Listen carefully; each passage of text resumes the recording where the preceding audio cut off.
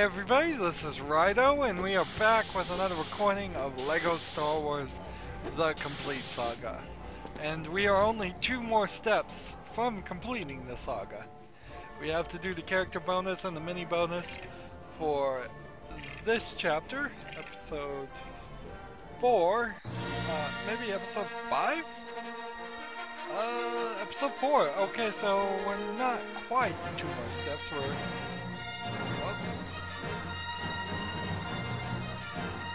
we're 3 more steps away.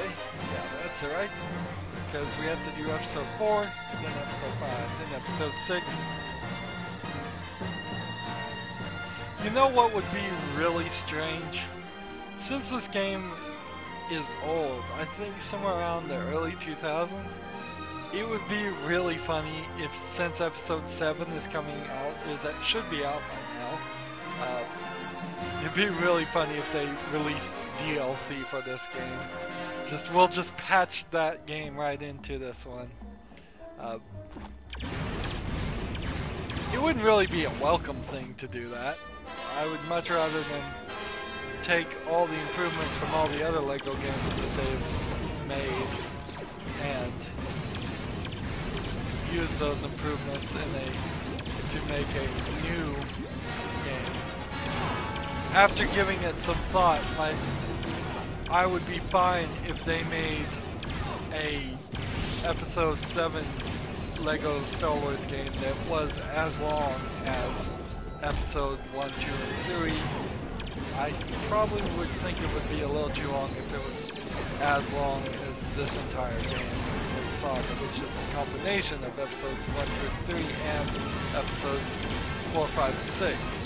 So there was the prequel series and the original series were 2 separate games, and then combined, which has made this for a rather long game. Which also kind of helpfully indicates that the other LEGO games I play will not take 35 hours to play, but instead take somewhere closer to 17 or 20 hours. And if that is the case, that would be very nice. Because I have been saying the phrase, there's just a little too much here. A little too much repetitiveness, a little too many bad guys, and I have to fight to beat a certain area, Super story mode is definitely too much in this game because there's really no reason why you'd ever want to play it. Having to play in free play and challenge mode as separate runs is a little too much.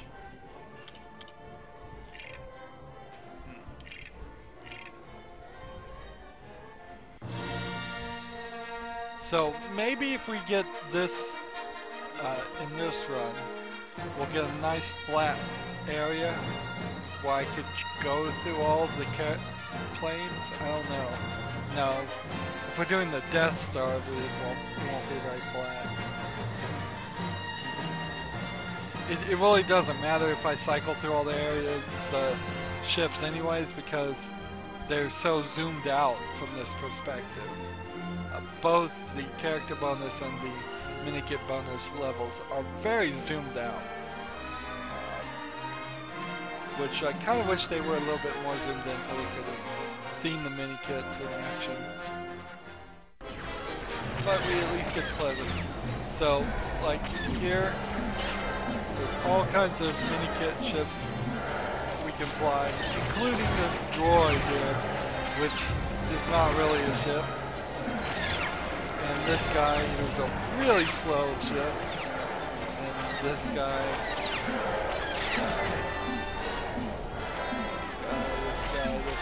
There's another one. And this one doesn't have any offensive weapons. Even. Here the Millennium Falcon is designed differently. Here's an AT-AT.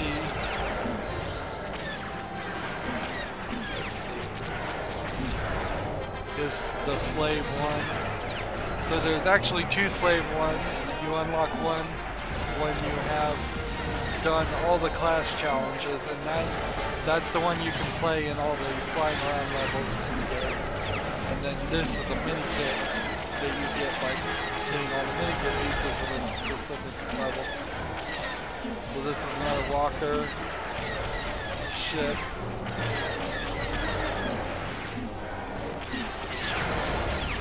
This is Padme ship, and I think we've gone full circle here at this point. So now we just need to fly around and focus more on getting studs. That took out an extra minute, which would be trouble because I only have 5 minutes to do this. But I have all the extras on, so I have everything that can be on. So it shouldn't be a big problem.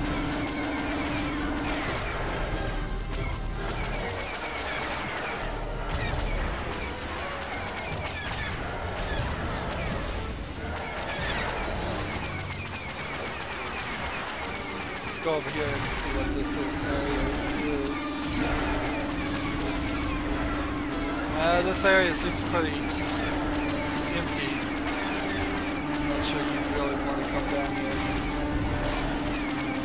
When you only have 5 minutes to get 1,000,000 studs, I think the last thing you should do is wander around looking for any better locations.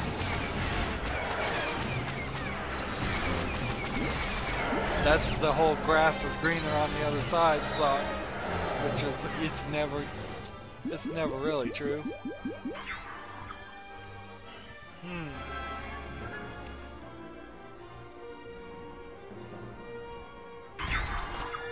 So we are at 156. I wish there was more things that could be done.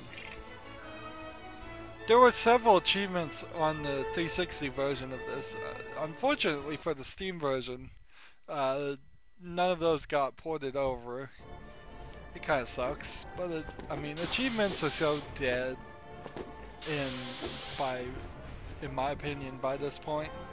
I was so obsessed with them when they first came out, but Steam has never really cared about them that much. They're much more interested in selling you the trading card schemes that makes them pennies, but millions of pennies, so they're still making millions of dollars. I don't know if I ever fully came around this area and shot everything up and built it all. There's a few little things you can play with. Yeah,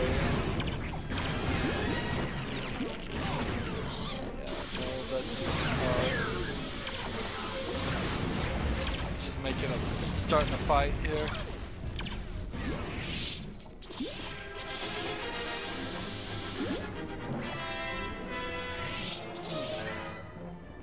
So we have been playing for 35 hours, 97.7% done. Is there anything in any of these that are really super interesting to deal with? Not really.